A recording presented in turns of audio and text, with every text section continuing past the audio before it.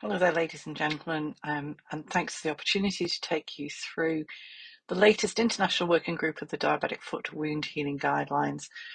In the time available, I really can just take you through the key recommendations and what's new from previous iterations. The first thing I need to say, however, is that the guidelines are sponsored by the below companies. None of them had any input into the guidelines. The guidelines were produced independently. And they didn't even read them prior to publication, but we are very grateful for their support in the process. The second thing to say is that although I chaired the wound healing guidelines this year, I'm very grateful to the support of all the members of this working group who put in an enormous amount of work into producing the guidelines. And you can see them here. They come from a number of different countries and a number of different specialties. We're also very grateful for our external reviewers from all over the world who supported us with their comments prior to publication. Now, the International Working Group of the Diabetic Foot has been producing guidelines since 1999, and interventions to enhance wound healing first appeared as a separate guideline in 2003, but it was probably a best practice guideline rather than anything else in those days. And gradually over the years, we've improved the methodology in production of the guidelines. With this in mind, we could have just updated our guidelines from 2019 with the most recent evidence, but we decided that in fact we would need to start again performing an entirely new systematic review of wound healing interventions for people with diabetes. This was largely because we wanted to look at some of the older papers and see if they now stood up to newer benchmarking and risk of bias assessments, and also because we've moved a long way in understanding what best practice care is. We also only looked at randomized controlled trials to ensure that only evidence at the highest level was included, and there are so many more randomized controlled trials to look at these days.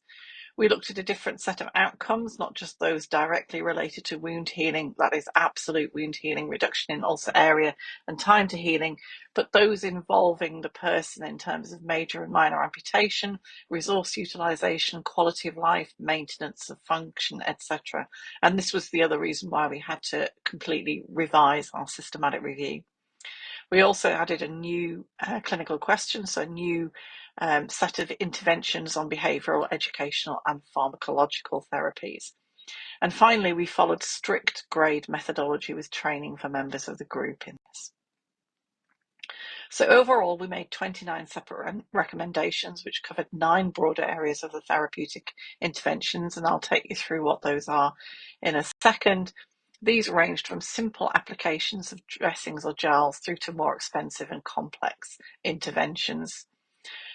However, from this, we made only 6 positive recommendations, only one of which was in a new therapeutic area compared with the 2019 guidelines. So in the 2019 guidelines, we grouped interventions into 10 broad categories. Here we divided them into 9 and we regrouped some interventions. So we looked at all ways of performing debridement. We looked at topical and dressing therapies. We looked at oxygen and other gases. We looked at agents or interventions that physically altered the wound bed, such as lasers or therapeutic magnetic resonance, ultrasound. We looked at skin substitutes, and here we now included within this category placental-derived products. We looked at autologous products such as growth factors and other cellular therapies. We looked at pharmacological interventions. We looked at negative pressure wound therapies and compression therapies, and also, finally, our new educational, psychological and behavioural interventions. It was important to note that when looking at randomised control trials, we look very carefully at best standard of care, because we are now aware that with best standard of care alone, that is sharp bedside debridement with a scalpel, treatment of tissue infection and revascularization, and offloading in accordance with the general guidance and other guideline groups of the International Working Group guidelines, that in fact most ulcers will heal. So here we're looking at any intervention that, when done in addition to best standard of care, actually improves the outcome.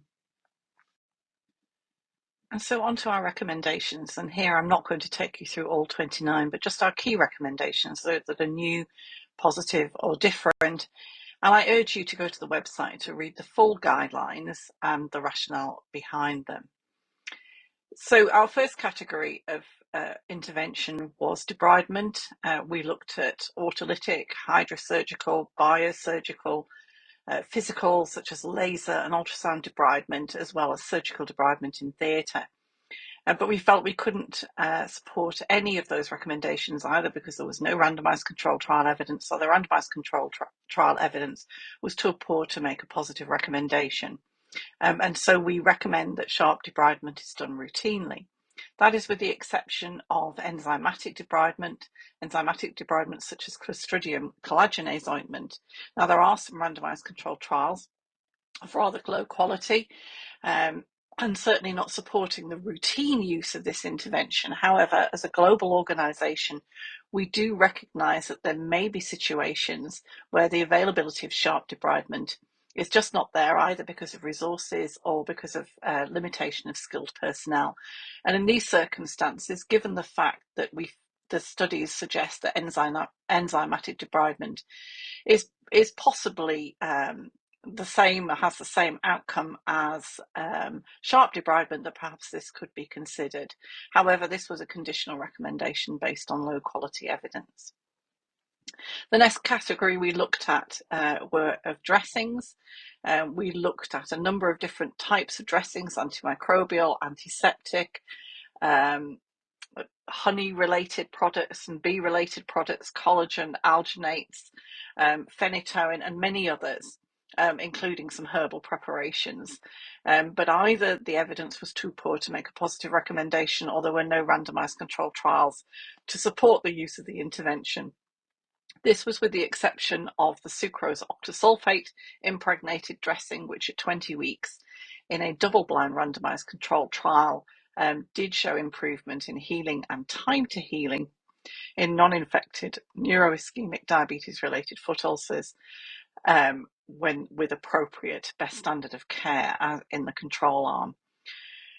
This was a conditional recommendation made on moderate quality evidence, largely because there was only one randomised control trial. Nevertheless, we are aware of the fact that health economic status has been done in many countries, and that this is probably an improves outcome even with the resources required for this intervention.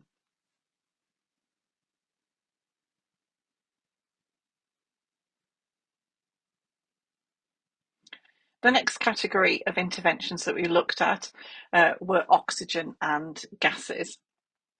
We couldn't find any evidence to support the use of any gases other than oxygen. However, we looked at both hyperbaric oxygen and topical oxygen as a new recommendation. The use of hyperbaric oxygen is supported in a number of randomised controlled trials, and in particular there is one large double-blind randomised controlled trial that showed improvement over a number of months in wound healing. The more recent trials were either underpowered or used an outcome which was a little strange, and that was the need for amputation rather than amputation or wound healing per se. And so, although we're aware of the fact that this is resource heavy, particularly with the capital required to build the chambers, we felt that where resources existed and where standard of care alone had failed, and indeed in ischemic or neuroischemic ulcers, then we could make a conditional recommendation based on low certainty evidence to support this intervention, as we have in the past. The use of topical oxygen as an adjunctive therapy is a new positive recommendation for us, as there's been a number of newer randomised controlled trials in this area. We were unable to make a recommendation as to which particular device would be superior to any other. And of note, the timescale of this intervention to improve wound healing is around 12 to 16 weeks, as opposed to the longer timescales that we see in the trials of hyperbaric oxygen. We also have no information as to whether topical oxygen improves long-term amputation rates. Wound healing alone was the only outcome that we were able to find. Nevertheless, as there is some randomized control trial evidence to support the use of topical therapy. We gave it a conditional positive recommendation based on low quality evidence to support wound healing in people with diabetes-related foot ulcers where standard of care alone had failed and resources exist to support this intervention. When we looked at cell therapies and growth factors, we found no evidence to support the use of these, particularly in terms of their resources. And that was except the use of the autologous leukocyte platelet and fibrin patch. There is one randomized controlled trial with blinded outcome measures suggesting improvement in healing and time to healing, where best standard of care alone has been ineffective. However, we are aware of the fact that regular venipuncture, regular blood taking is required to produce the patch, and so it would need to be used in an area where that expertise was available. Nevertheless, based on moderate quality evidence, because there is only one randomized control trial, we felt that we could give this a conditional recommendation. When we looked at skin and skin substitutes, we looked at cellular and acellular skin substitutes and could find no good randomized control trial evidence that convinced us that we could give a positive recommendation towards these therapies. However, when we looked at placental-derived products, we did find some randomized control trial evidence that suggested improved wound healing in a timescale of around 16 to 20 weeks. However, we are very aware of the fact that these agents are expensive and that they are not available in many countries. We're also aware of the fact that we were unable to say which of any of these placental-derived products, amniotic products, umbilical cord products, was actually better than any other in terms of wound healing. Nevertheless, we felt that we could support the use of placental-derived products as an adjunctive therapy to standard wound care where best standard of wound care alone had failed. But this was a conditional recommendation based on low certainty evidence. In terms of our negative pressure wound therapy, as in the past, we continue to recommend the use of negative pressure wound therapy as an adjunct therapy to standard of care for the healing of post-surgical diabetes-related wounds.